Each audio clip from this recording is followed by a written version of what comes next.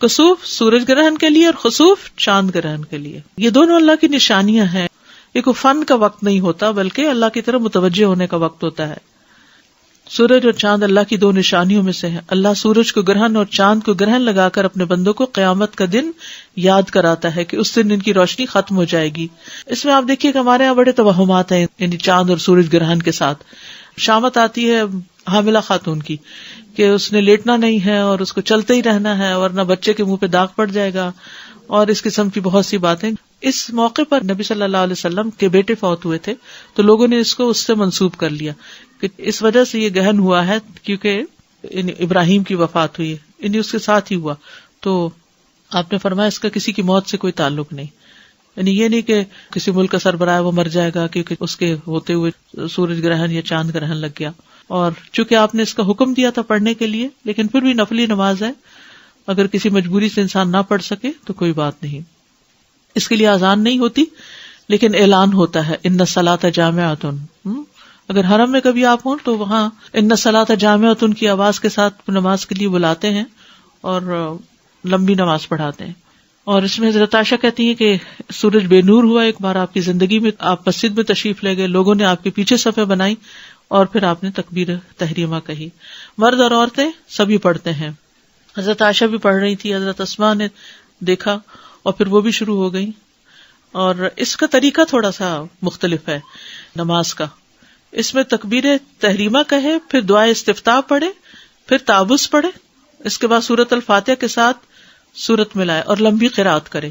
ثم یرکع رکوعا طویلا, پھر لمبا رکوع کرے, پھر رکوع سے سر اٹھا کر سمع اللہ لمن حمد ربنا ولک الحمد کہے, پھر دوبارہ سے سورت فاتحہ پڑھے. سجدے میں نہیں جانا ابھی, ٹھیک ہے.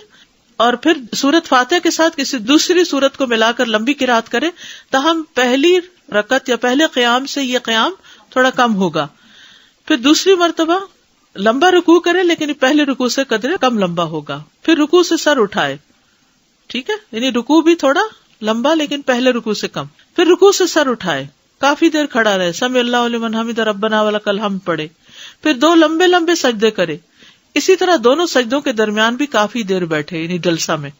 اس میں کیا پڑھتے ہیں رب اغفر لی رب اغفر لی, اس کی تکرار کرتا رہے. پھر دوسری رکعت کے لیے کھڑا ہو اور بالکل پہلی رکعت کی طرح دوسری رکعت میں بھی دونوں رکوع وغیرہ ادا کرے, ٹھیک ہے. ہر رکعت میں 2 رکوع ہیں اور 2 سجدے ہیں, یعنی 2 رکعتیں بن جاتی ہیں ایک طرح سے, لیکن دوسری رکعت کا عمل پہلی رکعت کے اعمال سے قدرے کم ہوگا یعنی طول اس کا. پھر اس کے بعد تشہد میں بیٹھے اور آخر میں سلام پھیر دے. 4 قیام, 4 رکوع اور 4 سجدے بھی ہیں. جہری قرات, آپ نے بلند آواز سے قرات فرمائی تھی. اس میں پرمشقت قیام تھا. حضرت عائشہ کہتی ہیں کہ رسول اللہ صلی اللہ علیہ وسلم کے زمانے میں سورج کو گرہن لگ گیا تو آپ نے بڑا پرمشقت قیام یعنی بہت دیر کھڑے رہے, لمبا قیام کیا. آپ کا قیام سورۃ البقرہ کی قرات کی طرح طویل تھا. ہم تو پوچھتے ہفتے میں سورۃ بقرہ پڑھ لیں. اسماء بنت ابی بکر سے روایت, انہوں نے کہا کہ ایک دن نبی صلی اللہ علیہ وسلم تیزی سے لپک کر گئے. کہا ان کی مراد اس دن سے تھی جس دن سورج گرہن لگا ہوا تھا. تو جلدی میں آپ نے قمیص اٹھا لی, حتیٰ کہ آپ کو چادر لا کر دی گئی تو آپ نے لوگوں کو امامت کراتے ہوئے انتہائی طویل قیام کیا. اگر کوئی ایسا انسان آتا جس کو یہ پتا نہ ہوتا کہ آپ قیام کے بعد رکوع کر چکے ہیں تو اس قیام کی لمبائی پر وہ کبھی نہ کہہ سکتا کہ آپ ایک دفعہ رکوع کر چکے ہیں. طویل رکوع اور سجود. پھر نماز کے بعد خطبہ دینا. گرہن لگنے پر کرنے کے کام کیا ہے؟ ذکر, دعا اور استغفار کی طرف لپکنا, کثرت سے استغفار کرنا, تسبیح, تحمید اور تہلیل کہنا, عذاب قبر سے پناہ مانگنا. آپ نے جب طویل قیام کیا تو فراغت کے بعد جو کچھ اللہ نے چاہا اسے بیان کیا اور پھر لوگوں کو حکم دیا کہ وہ عذاب قبر سے پناہ مانگے. صدقہ کرنا. سنن نبی داؤد کی روایت میں آتا ہے کہ جب تم یہ کیفیت دیکھو تو دعا کیا کرو, تکبیر بیان کرو اور صدقہ کیا کرو. غلام آزاد کرنا. اسماء رضی اللہ عنہ کہتی ہیں کہ نبی صلی اللہ علیہ وسلم نماز کسوف کے موقع پر غلام آزاد کرنے کا حکم دیا کرتے تھے. تو کسوف کی نماز دن میں ہوگی اور چاند گرہن کی رات میں ہوگی.